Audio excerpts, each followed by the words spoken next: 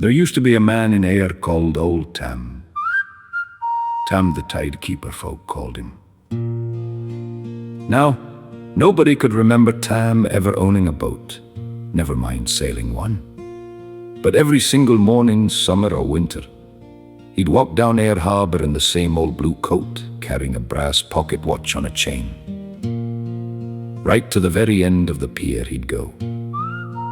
He'd stand there, looking out over the Firth of Clyde as serious as a harbour master.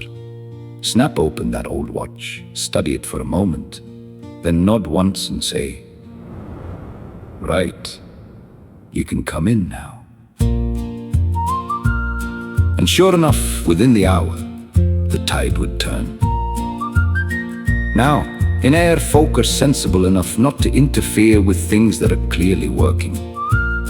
So for years, nobody questioned it. Children were warned not to distract Tam, in case he forgot to let the tide in, and the fishing boats ended up parked halfway to Ayrshire. Tourists loved him. Then one summer, home from university, came one of these young lads full of degrees, opinions, and teeth so white, you knew he'd never done a day's real work. He stood in the pub one night laughing. "You don't seriously believe that old man controls the tide?" The whole place went quiet. Even the barmaid stopped pulling a pint halfway through. Old Jean behind the bar just looked at him and said, "Well, son, there's only one way to find out." So next morning, half of Ayr turned up at the harbour. Tam came walking down the pier as usual, calm as a minister carrying somebody else's sins. Tam pulled out his watch. But before he could speak, the young lad stepped forward. "This is nonsense," he said. "The moon controls the tide's gravity science, not you."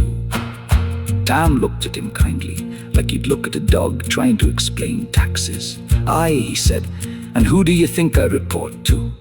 Silence. Even the gulls shut up. Tam opened the watch, looked up at the pale moon still hanging in the morning sky, gave a respectful nod and said, "Morning, boss, everything's in order."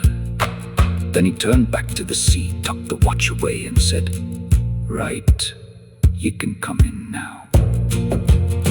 And just then, right on cue, the tide began to turn. So if you ever find yourself standing on Ayr Harbour at first light, and you see an old man carrying a pocket watch walking toward the pier, don't interrupt him, especially if he's on speaking terms with the moon.